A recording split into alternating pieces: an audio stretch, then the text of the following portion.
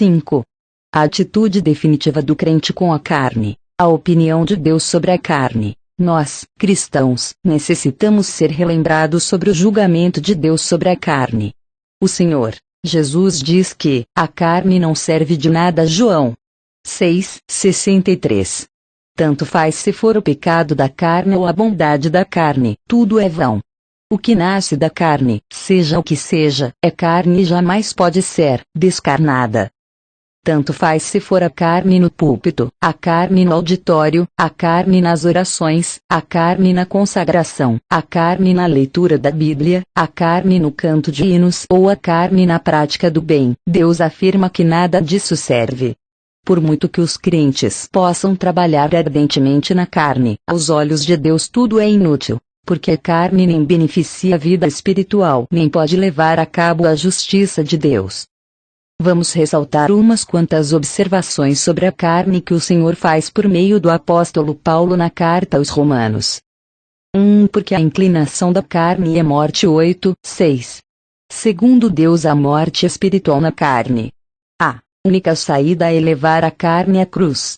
Apesar dela ter capacidade para fazer o bem ou planejar e maquinar para conseguir a aprovação dos homens, Deus pronunciou contra a carne simplesmente uma sentença: a morte. 2. A inclinação da carne é inimizade contra Deus. 8:7. A carne se opõe a Deus. Não existe a mínima possibilidade de uma coexistência pacífica. Isto não só ocorre com os pecados que surgem da carne, mas também com seus pensamentos e ações mais nobres. É óbvio que os pecados contaminantes são contrários a Deus, mas tenhamos presente que também se podem fazer boas ações independentemente de Deus. 3. Não é sujeita à lei de Deus, nem em verdade o pode ser. 8:7. Quanto melhor trabalha a carne, mais se afasta de Deus. Quantas pessoas boas estão dispostas a acreditar no Senhor Jesus? A justiça própria não é justiça absolutamente. Em realidade é injustiça. Ninguém pode jamais obedecer todas as doutrinas da Santa Bíblia. Uma pessoa pode ser tanto boa quanto má, mas uma coisa é certa: não se submete à lei de Deus. Se for má, infringe a lei. Se for boa, estabelece outra justiça fora de Cristo e deste modo passa por cima do propósito da lei. Pela lei vem o conhecimento do pecado. 13:20. 4. Os que estão na carne não podem agradar a Deus. 8:8. Este é o veredicto final. Apesar de quão bom um homem possa ser, se o que faz sai dele, não pode agradar a Deus. Deus só se compraz com seu Filho. Além dele e de sua obra, ninguém pode agradar a Deus. O que se faz com a carne pode parecer perfeitamente bom, mas como vem do e se faz com a força natural não pode satisfazer a Deus. O homem pode planejar muitas formas de fazer o bem, de melhorar e de avançar, mas isso é carnal e não pode agradá-lo. Isto ocorre não só com os não regenerados, também é o mesmo com os regenerados. Por muito louvável e efetivo que seja o que o crente faça com suas próprias forças, não conseguirá a aprovação de Deus. Agradar ou desagradar a Deus não depende do princípio do bom e do mal. Pelo contrário, Deus procura a origem de todas as coisas. Uma ação pode ser totalmente correta, mas entretanto Deus pergunta: qual é sua origem? Por essas referências bíblicas podemos começar a compreender o quanto são vãos e inúteis os esforços da carne. Um crente que veja claramente a avaliação de Deus nesta questão dificilmente tropeçará. Como seres humanos, distinguimos entre boas obras e más obras. Deus vai mais além e faz uma distinção apoiada na origem de cada obra. A melhor das ações da carne desagrada a Deus tanto quanto a obra mais malvada, porque as duas são da carne. Do mesmo modo que Deus aborrece a injustiça, também aborrece a justiça própria. As boas ações que se fazem de um modo natural, sem regeneração ou união com Cristo ou dependência do Espírito Santo, não são menos carnais para Deus do que a imoralidade, a impureza, a libertinagem, etc. Por muito formosas que possam ser as atividades do homem, se não surgir de uma absoluta confiança no Espírito Santo, são carnais e, por conseguinte, Deus as rejeita. Deus odeia e rechaça tudo o que pertence à carne, sem ter em conta as aparências externas, tanto se tratando de um pecador como de um santo. Seu veredicto é: a carne deve morrer. A experiência do crente. Mas como um crente pode ver o que Deus viu? Deus é inflexível com a carne e todas as suas atividades, mas parece que o crente que só rejeita seus aspectos maus e se mantém afetuosamente abraçado à própria carne, não a rechaça categoricamente em sua totalidade. Em vez disso, continua fazendo muitas coisas na carne.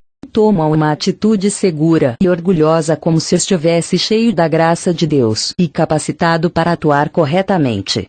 Literalmente, o crente se serve da carne. Por causa deste auto-engano, o Espírito de Deus deve levá-lo pelo caminho mais vergonhoso, para que conheça sua carne e alcance a perspectiva de Deus. Deus permite que essa carne caia, se debilite, e inclusive peque, para que possa compreender se há ou não algo de bom na carne. Isso costuma ocorrer ao que pensa que está progredindo espiritualmente. O Senhor o põe à prova para que se conheça a si mesmo. Frequentemente o Senhor revela sua santidade de tal modo que o crente não pode fazer mais que considerar contaminada sua carne. Às vezes, o Senhor consente que Satanás o ataque, para que, através do sofrimento, perceba sua condição. É uma lição extremamente difícil e que não se aprende da noite para o dia. Só depois de muitos anos, chega gradualmente a compreender o quão pouco confiável é sua carne. A impureza, inclusive no melhor de seus esforços. Em consequência, Deus o deixa experimentar Romanos 7 até que esteja disposto a reconhecer, como Paulo, porque eu sei que em mim, isto é, em minha carne, não habita bem algum. V. 18.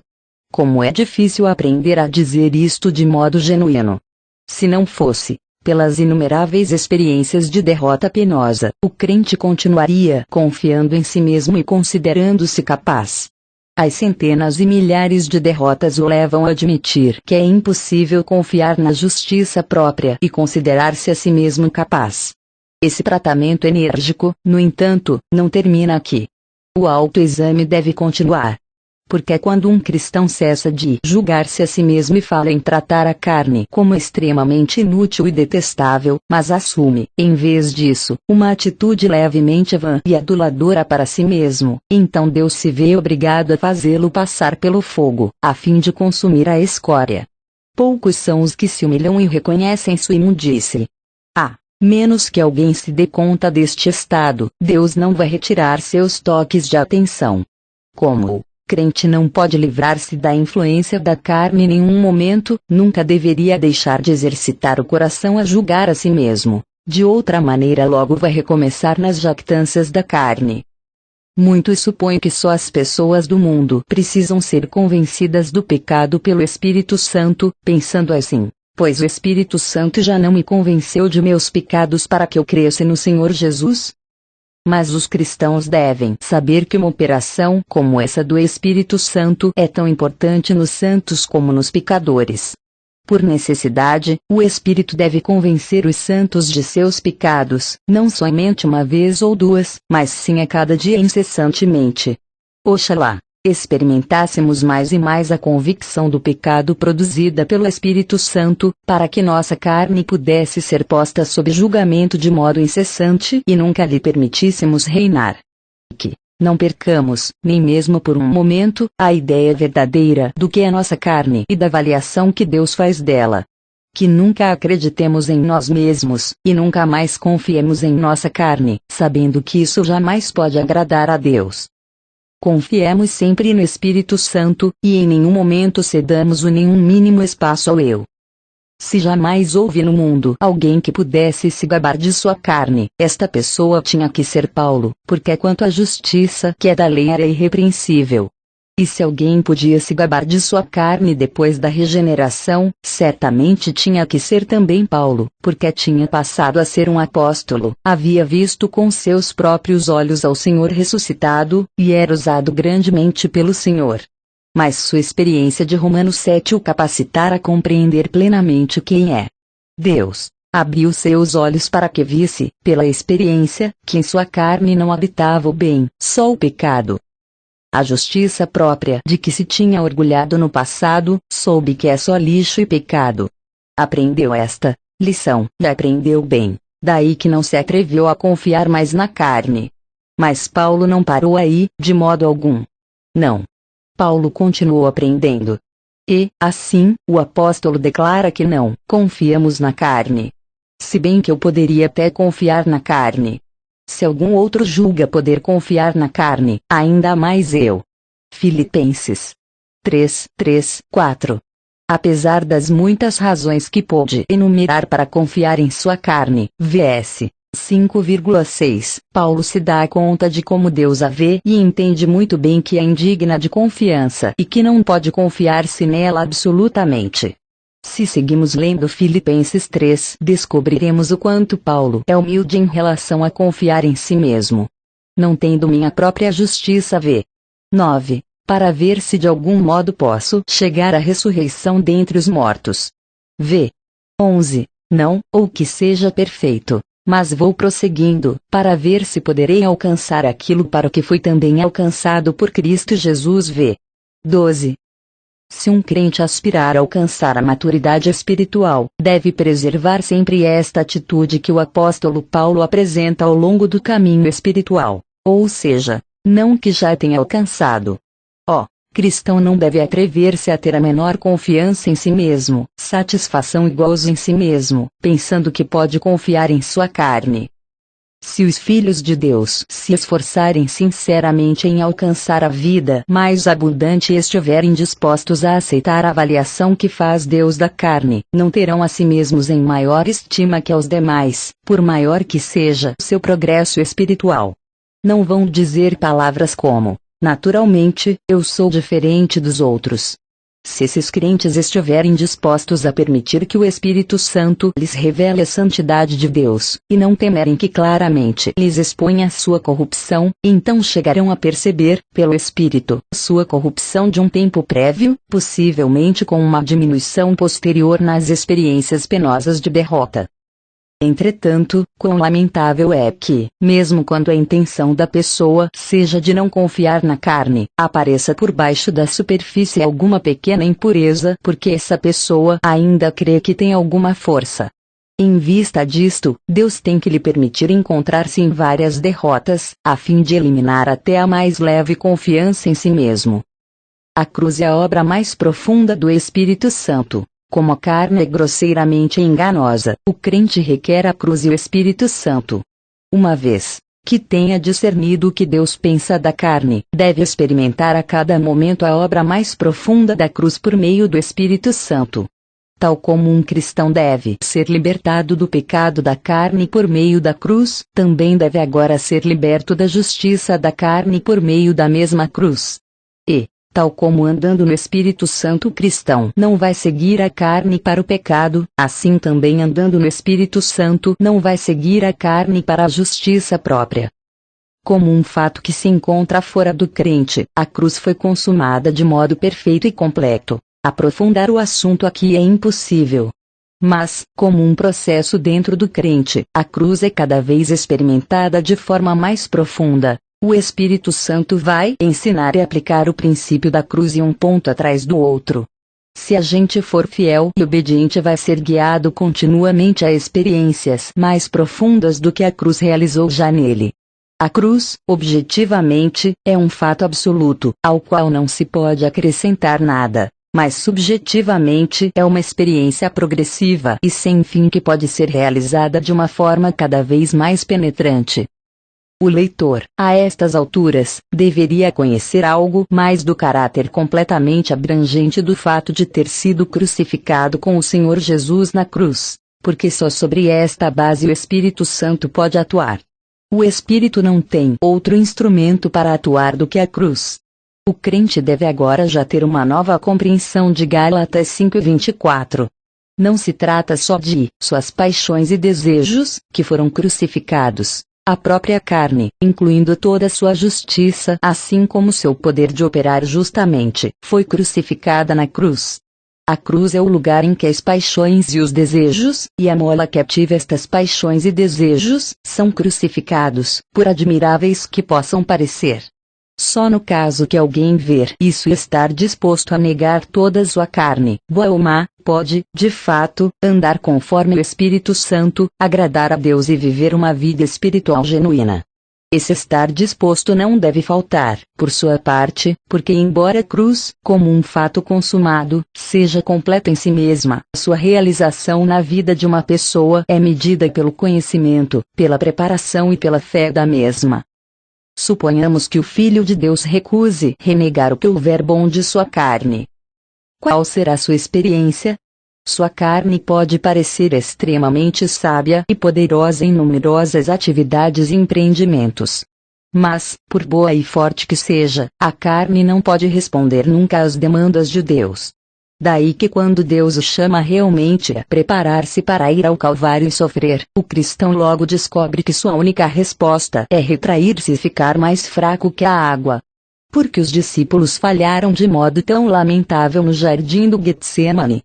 Porque, ó, espírito na verdade estava pronto, mas a carne era fraca. Mateus 26:41. A fraqueza aqui causa falhas ali. Aparentemente, a carne só pode desdobrar seu grande poder em questões que se adaptam a seus gostos. Por esta razão, a carne se retrai diante da chamada de Deus. Sua morte, pois, é essencial, de outro modo nunca se poderá fazer a vontade de Deus. Tudo o que fazemos tem por intenção a ostentação própria, com o objetivo de ser visto e admirado por outros que pertencem à carne. Há bem natural assim como mal natural nesta carne. João 1:13 nos informa da vontade da carne. A carne pode querer e decidir e fazer planos para executar atos bons a fim de receber o favor de Deus. Mas ainda pertence à carne humana e por isso deve ir à cruz. Colossenses 2:18 fala da mentalidade de sua carne.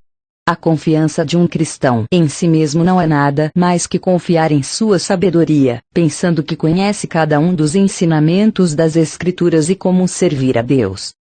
E 2 Coríntios 1:12 menciona a sabedoria de carne. É altamente perigoso aceitar as verdades da Bíblia com sabedoria humana, porque este é um método escondido e sutil que invariavelmente faz que o crente aperfeiçoe com sua carne a obra do Espírito Santo. Uma verdade preciosa pode ser entesourada de modo seguro na memória, no entanto, é meramente na mente da carne. Só o Espírito pode vivificar, a carne não aproveita nada. A menos que todas as verdades sejam vivificadas continuamente pelo Senhor, não produzem benefício nem para nós nem para outros. Não estamos discutindo o pecado aqui, mas sim a consequência inevitável da vida natural no homem. Tudo o que é natural não é espiritual. Não só temos que negar nossa justiça, mas também nossa sabedoria. Esta deve ser cravada na cruz também. Colossenses 2:23 nos fala de uma devoção, ou reputação de sabedoria de carne. Isto é, adoração, ou culto, na nossa opinião. Cada método que imaginamos para estimular, procurar ou adquirir um sentido de devoção é culto na carne. Não é nem adoração segundo o ensino das Escrituras, nem adoração sob a direção do Espírito Santo. Daí que existe sempre a possibilidade de andar pela carne, tanto na questão da adoração, como na obra cristã, ou no conhecimento da Bíblia, ou no salvar almas. A Bíblia menciona com frequência a vida da carne. A menos que seja rendida à cruz, vive tanto dentro do santo como do pecador. A única diferença é que no santo há oposição espiritual a ela. Mas fica para ele a possibilidade de pegar essa vida e tirar recursos, fazer uso dela. A vida da carne pode ajudar a servir a Deus, a meditar sobre a verdade, a consagrar-se ao Senhor. Pode motivar a executar muitos atos bons. Sim, o cristão pode tomar sua vida natural como verdadeira vida, de tal maneira que lhe dá a impressão de que está servindo à vontade de Deus. Temos que entender que dentro do homem há dois princípios de vida diferentes. São muitos os que vivem uma vida mista, obedecendo a um destes preceitos agora, e depois ao outro. Algumas vezes dependemos totalmente da energia do Espírito. Em outras ocasiões misturamos nossa própria força. Não há nada que pareça estável e firme. Faço segundo a carne, para que haja comigo sim, sim e um não. 2 Coríntios 1:17. Uma característica da carne é sua volubilidade, alterna entre o sim e o não, e vice-versa. Mas a vontade de Deus é que não andemos segundo a carne, mas segundo o Espírito. Romanos 8:4. Nele também fostes circuncidados com a circuncisão não feita por mãos no despojar do corpo da carne, a saber, a circuncisão de Cristo. Colossenses 2:11. Deveríamos estar dispostos a permitir a cruz que, como uma faca na circuncisão, cortasse completamente tudo que pertence à carne. Uma incisão, assim, deve ser profunda e cortante de modo que não fique nada da carne escondido ou à vista. A cruz e a maldição são inseparáveis. Gálatas 13:13.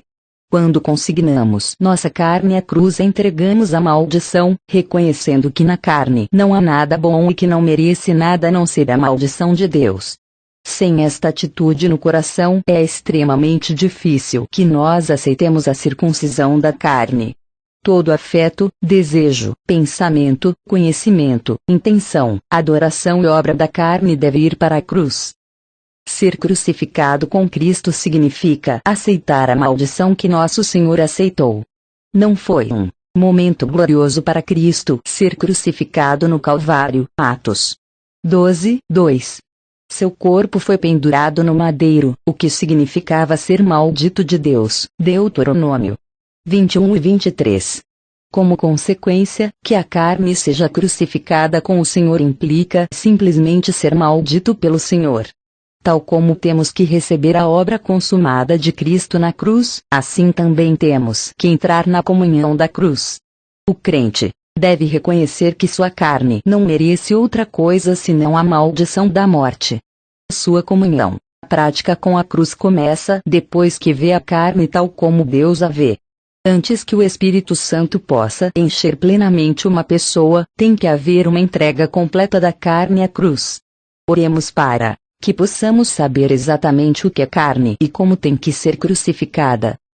Irmãos, não somos bastante humildes para aceitar de boa vontade a cruz de Cristo. Resistimos em admitir que somos impotentes, inúteis e totalmente corruptos até o ponto que não merecemos nada a não ser a morte. O que falta hoje não é viver melhor, mas sim morrer melhor. Temos que morrer uma boa morte, uma morte consciente. Falamos bastante sobre a vida, o poder, a santidade, a justiça. Falemos agora sobre a morte. Que o Espírito Santo penetre em nossa carne profundamente pela cruz de Cristo, para que possa chegar a ser uma experiência válida em nossa vida. Se morrermos corretamente, viveremos corretamente. Se estivermos unidos com Ele em sua morte, certamente estaremos unidos com Ele em sua ressurreição. Peçamos ao Senhor que abra nossos olhos para que possamos ver o imperativo absoluto da morte. Está preparado para isto? Está disposto a permitir que o Senhor mostre suas fraquezas? Está disposto a ser crucificado abertamente fora da porta? Vai deixar que o Espírito da cruz atue dentro de você? Que saibamos mais de sua morte. Que possamos morrer por completo. Deveríamos ter bem clara a ideia de que a morte da cruz é contínua em sua operação.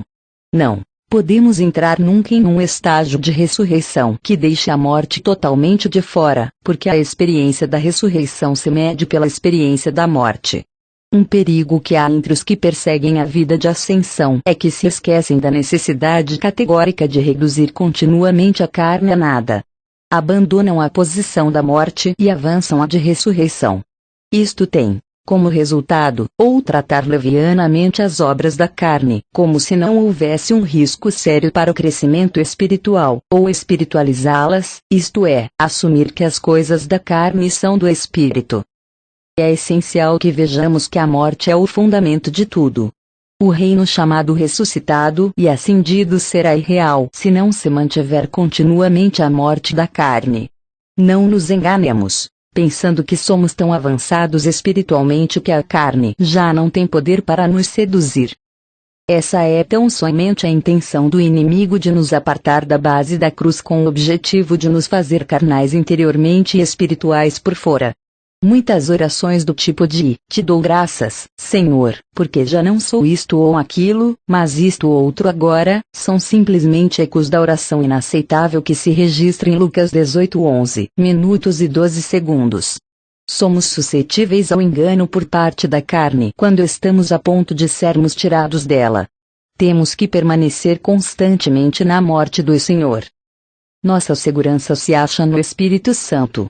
O caminho seguro está em nossa boa disposição para sermos ensinados, temerosos de que do contrário cedamos terreno à carne. Temos que nos submeter alegremente a Cristo e confiar no Espírito Santo para que nos aplique a morte de Jesus, para que possa ser ostentada em nós a vida de Jesus. Tal como antes estávamos cheios da carne, agora seremos cheios do Espírito Santo. Quando ele tenha controle completo, vamos derrotar o poder da carne e manifestar Cristo em nossa vida. Poderemos então dizer que, a vida que agora vivo na carne, não a vivo eu, mas Cristo que vive em mim. Entretanto, o fundamento dessa vida é e foi sempre o: fui crucificado com Cristo. Gálatas 2:20. Se vivermos por fé e obediência, podemos esperar que o Espírito faça uma obra extremamente santa e maravilhosa em nós. Se vivemos pelo Espírito, andemos também pelo Espírito. Gálatas 5:25. Deveríamos simples e descansadamente acreditar que nosso Senhor nos deu seu Espírito e que agora habita em nós.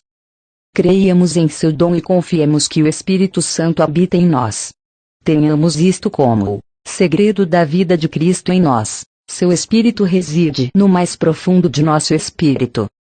Meditemos nisso, creiamos nisso, e recordemo-lo até que esta verdade gloriosa produza em nós um temor e assombro santos de que o Espírito Santo habita realmente em nós. Agora aprendamos a seguir sua direção. Esta direção não surge da mente ou dos pensamentos, é algo da vida. Temos que ceder diante de Deus e deixar que seu Espírito governe tudo. Ele vai manifestar o Senhor Jesus em nossa vida, porque esta é sua missão e tarefa. Palavras de exortação: se permitirmos ao Espírito de Deus que faça uma obra mais profunda por meio da cruz, nossa circuncisão vai ser cada vez mais real. Porque a circuncisão somos nós, que servimos a Deus em espírito, e nos gloriamos em Cristo Jesus, e não confiamos na carne. Filipenses 3:3. Essa confiança na carne foi abandonada por meio da circuncisão executada não por mãos. Apóstolo faz do glorificar-se em Cristo Jesus o centro de tudo. Explica-nos que há perigo por um lado, mas segurança por outro. Pôr a confiança na carne tende a destruir o glorificar-se em Cristo Jesus, mas o adorar em espírito nos dá o gozo bem-aventurado da vida e a verdade. O Espírito Santo eleva o Senhor Jesus, mas humilha a carne.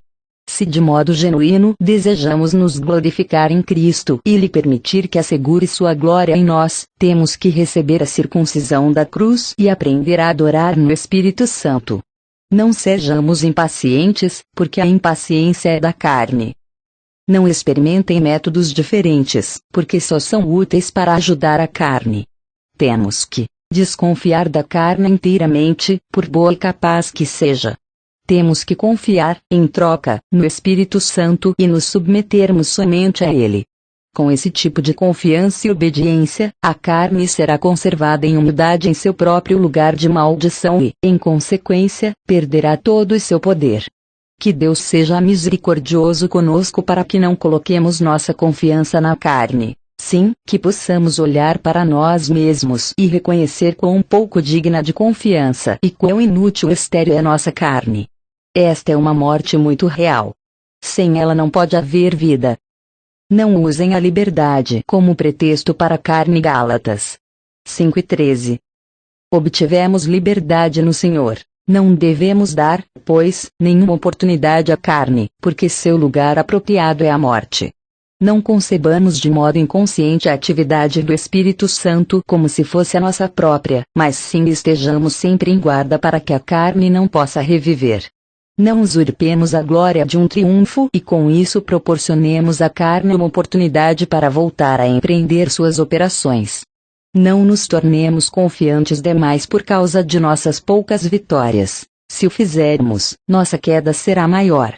Quando tiver aprendido a vencer a carne e esta já tenha perdido seu poder, não imagine nunca que a partir de então já tem o triunfo definitivo sobre ela. Se não depender do Espírito Santo, logo vai estar uma vez mais envolvido em experiências penosas. Com santa diligência deve cultivar uma atitude de dependência, pois de outro modo vai ser o alvo dos ataques da carne. Quanto menos orgulho ostente, menos oportunidades terá a carne. Ó apóstolo, imediatamente depois de dar seu ensinamento sobre a crucificação da carne e o andar no Espírito, diz: não nos tornemos vangloriosos. Gálatas 5:26. Se reconhecer humildemente quão inútil é diante de Deus, não vai tentar se envaidecer diante dos homens. Suponhamos que dissimule a fraqueza de sua carne diante dos homens a fim de receber glória. Não estará, sem se aperceber, dando ocasião à carne para sua atividade. O Espírito Santo pode nos ajudar e nos fortalecer, mas ele mesmo não vai nos substituir na realização daquilo que é nossa responsabilidade. Portanto, para cumprir esta responsabilidade, nós, por um lado, temos que manter uma atitude que não dê ocasião alguma à carne, mas por outro lado temos que pôr essa atitude realmente em prática quando sejamos chamados a negar a carne em todas as realidades de nosso afazer diário. Não tenhais cuidado da carne em suas concupiscências, admoesta Paulo, Romanos 13:14. Para que a carne possa operar, necessita uma oportunidade ou ocasião. É por isso que não devemos proporcionar-lhe essa oportunidade. Se a carne tiver que ser mantida no lugar de maldição, temos que estar sempre alerta. Temos que examinar nossos pensamentos continuamente para ver se albergarmos presunção ou não, porque, certamente, uma atitude assim dará uma grande oportunidade à carne.